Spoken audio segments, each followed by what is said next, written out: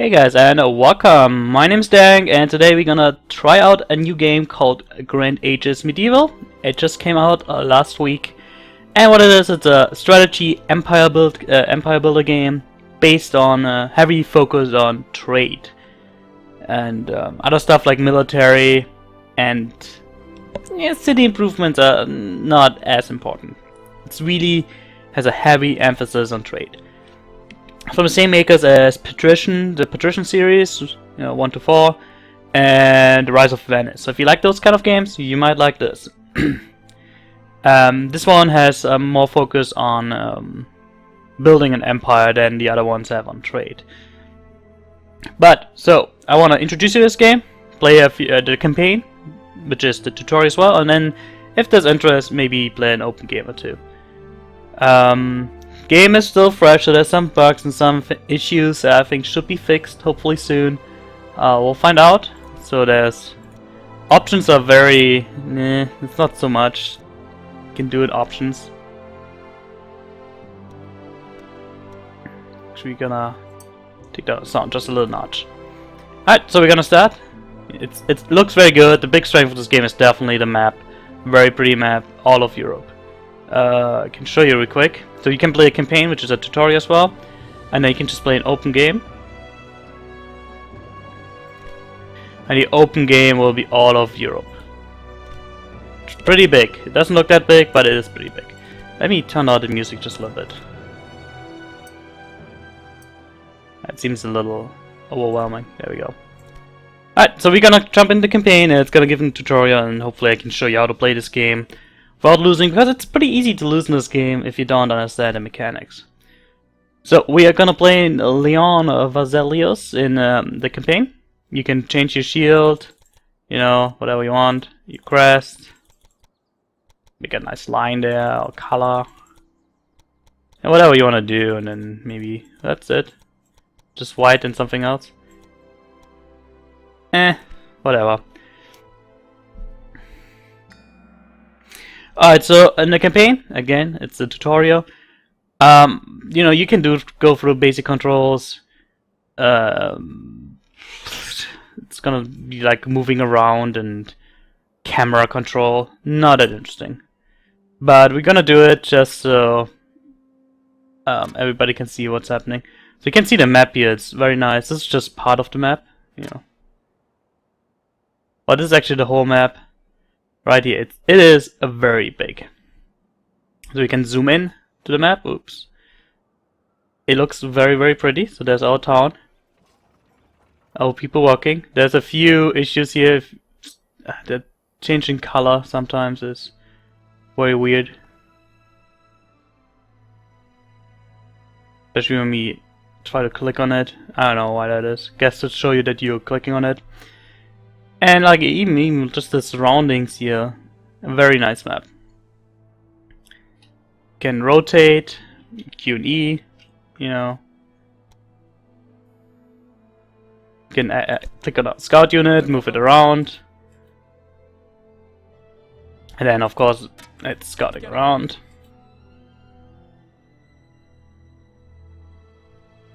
Since you go to Budapest, it's up there. If you hit space button, you speed up the time. The stuff will move faster if you're impatient like me. So now there's another town called Budapest, which apparently has a famine. That's why it's brownish. Okay, diplomacy. We can now offer a trade agreement. We have to offer at least 11,600 for trade agreement. Those numbers are always changing based on your money and your power, I think.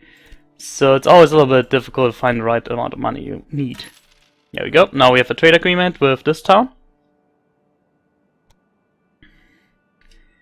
And now with the trader. Each town has several buildings. It's the office, the town center. So the office is, in my case, my large castle ground because that's my main town, where it withstands sieges longer and it will attack people.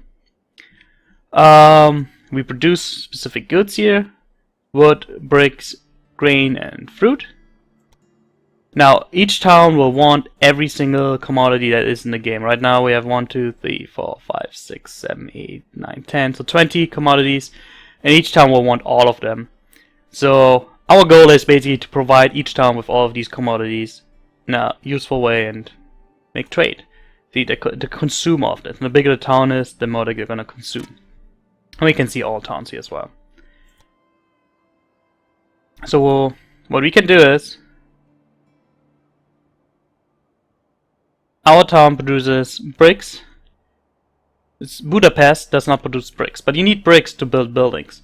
So Budapest needs our bricks. So what we're gonna do is we can do it by hand. That's what it asks us to do. Click on trade here, buy. I think it tells us to buy 50 bricks, or a little bit more. So it costs us to buy the goods, and then we're gonna bring them to Budapest. So if you look again, because we have a surplus in our town, the bricks are only worth 40 gold here. Those 2 barrels mean that we have a good amount of bricks here. Can go up to 5, and the more you have, the lower the price it is in that town. Makes sense. So if you play Patrician, Rise of Venice, all that will make sense. And then in Budapest itself, bricks are worth 68. So for each, let's call it a ton of bricks, or barrel of bricks, we make a profit of 28. And that's the whole purpose of the game. You want to buy stuff where you have a surplus and sell it where you need it. Just like in real life, supply and demands. The higher the supply, the cheaper the price. The higher the demand, the higher the price. If you wonder right now what this means, is this is a better built road, so traders can move faster. If you look, this guy coming out here. So our trader here is moving very, very slow. If you look at this road, it's just a dirt road. While over here we have, this nice stone road. Look, this guy is just, whew, while we are just, really slow. And once we get on here, we'll be faster too. So bigger empires will be important to have better roads. So now we're in Budapest. You can click on there again, trade, and sell our 50 bricks. I think we bought them for 2,000, so we made a 1,400 profit.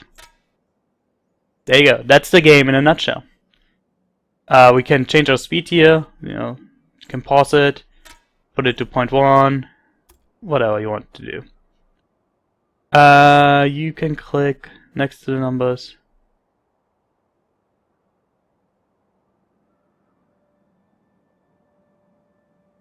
Oh, idle units. Wow. So we have no idle building squad or settler. We have 1 idle trader and 1 idle military unit. That's all it's trying to tell you. Later on you're gonna have more traders and more military units. Alright. That's a basic introduction to the game. And now the game is gonna start giving us a little tutorial, a little bit more deeper. Packed in a little story. Which is not too bad. Gonna open my drink here, so sorry for the noise. The There we go. 11th century, all of Europe is an I like everything medieval too. Old rulers achieved new independence from churches and kings. Increasing numbers of towns that grow ever more influential arise around monasteries and dioceses. Skilled professions and trade flourish, resulting in larger markets and new inventions. Increasing numbers of people learn to read and write, and convents lay the foundation for a long tradition of academic scholarship. But it is also a time of conquest. The Moors press forth across the Iberian Peninsula all the way to the Pyrenees. At the heart of the continent, the Rhine divides the descendants of Charlemagne, who are at odds with each other, and the ancient horseback peoples in the eastern plains give rise to the new Polish, Hungarian, and Kievan Rus empires. The Viking territories now extend all the way to the Volga. Their descendants, the Normans, have conquered territories in France, Brittany, and on the Italian peninsula, and are forcing Rome to accept their conditions. To the east towers Constantinople, proud heir of the Greeks and the Romans, the center of the Orthodox Church, eternal bridge between the Occident and the Orient. For generations, the Byzantines Oxten being defied Europe. the Bulgarian rebels in the west and the Seljuks in the east from this very city. They have even been able to drive back the Normans, at least so far.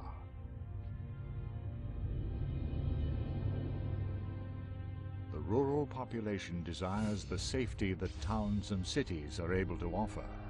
But these also need to protect themselves from the greed of foreign rulers and plundering mercenary hordes.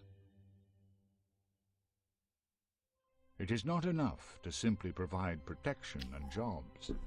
A ruler can only consolidate his economic and military position if he continues to found additional towns and build new trade routes, and in this manner expands the territory under his dominion.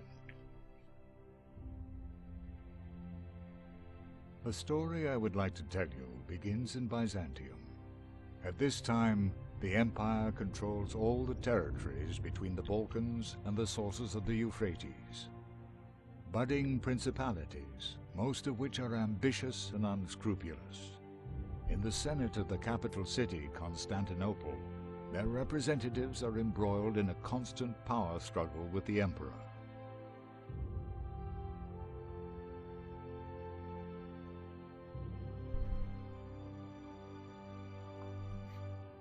Intrigues and civil war result in the emperor's throne constantly changing hands for centuries. It is only under Constantine X that the empire finds a certain modicum of peace, in part thanks to his ravishing bride Eudokia, whose wisdom is known far and wide. The hero of our story grew up in Sofia, far away from the imperial court. So nowadays Bulgaria. His power will be unparalleled.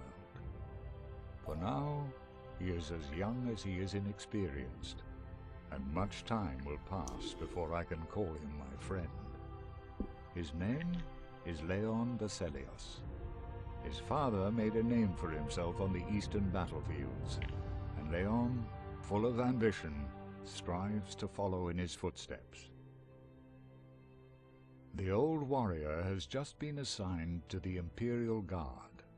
Before he departs, he transfers control of Sofia to his son.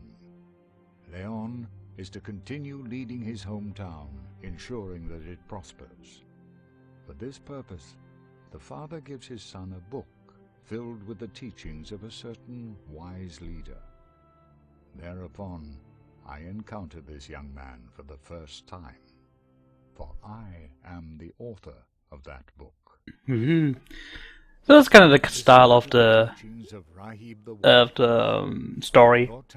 You like it or you don't. I like it. It's Steelfall. And happy is he who finds treasure on this soil. Once you have a town, quickly build businesses to create jobs.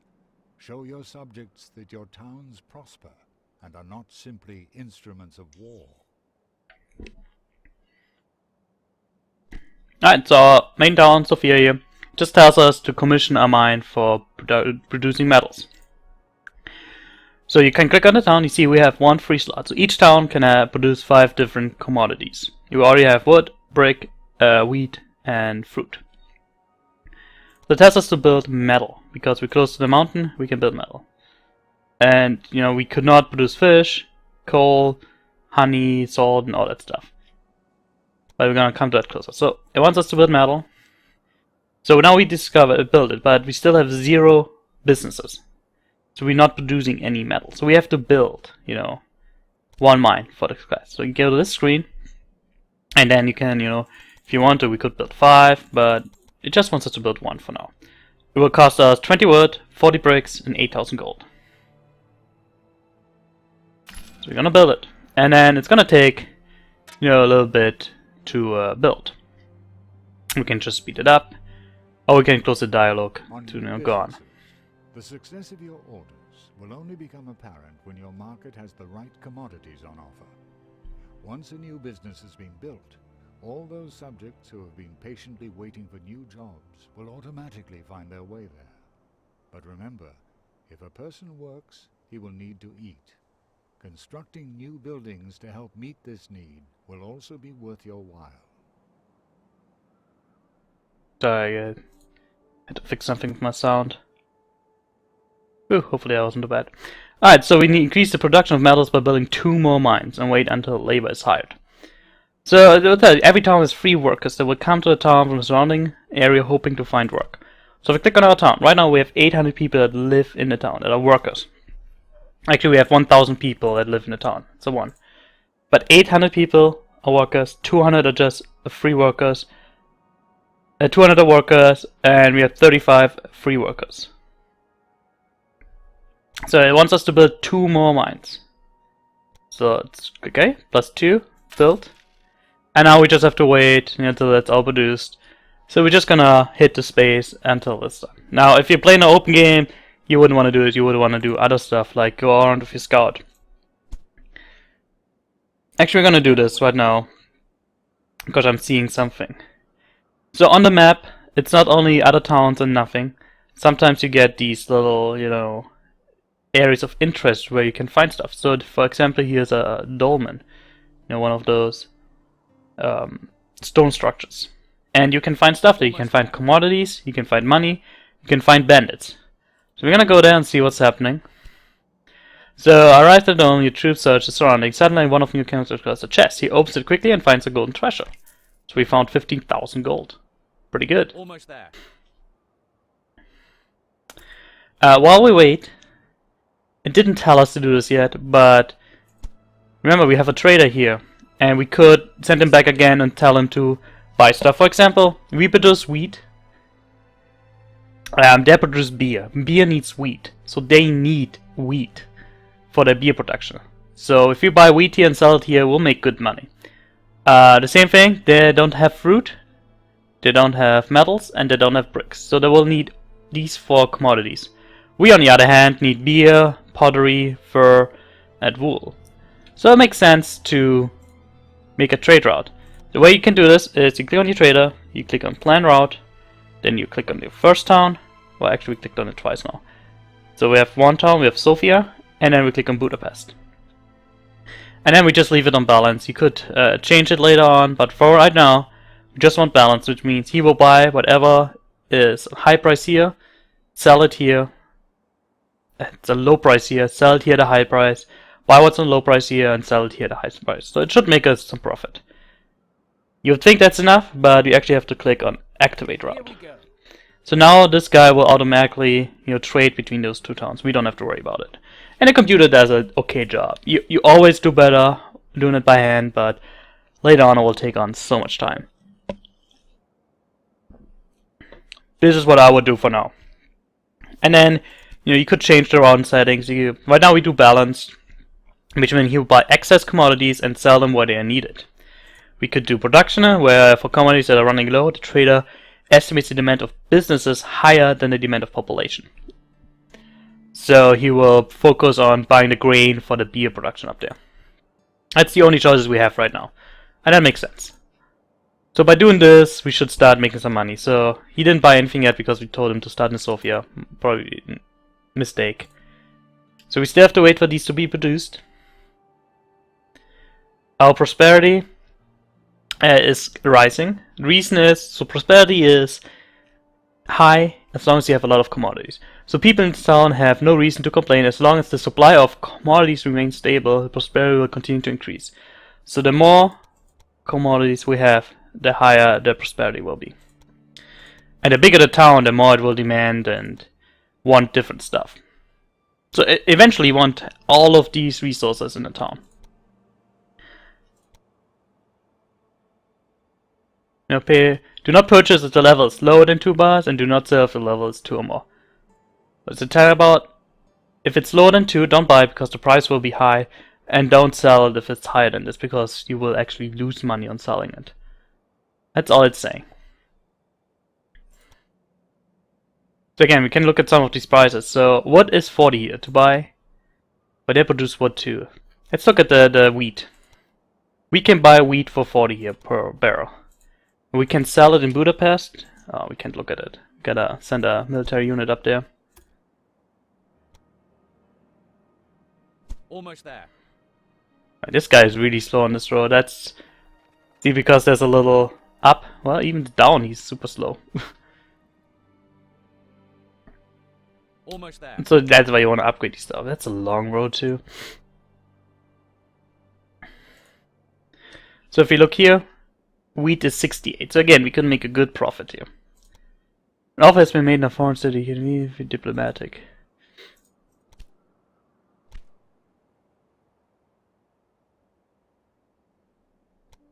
Is there anything else? I don't know why, but it tells me there's an offer. Normally offers come up here. Yeah, I don't see any offers. Oh well. So our first businesses are done here. Our workers will come hopefully.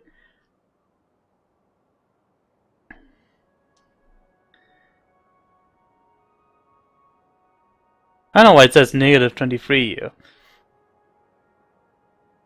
Because we're gaining. It should be plus 23. That negative should go to the free workers. See, that's one of those bugs that I need to change. That should be a plus, not a negative. So now our mines have enough workers, so we could go to the production here. They have their 75 workers, and they produce their 3 barrels per week. Again, our town will consume, let's see, consumption, our town will consume itself 5 barrels per month, is that? It doesn't tell me by what it is, but we make, how much do we make per week? 3. Is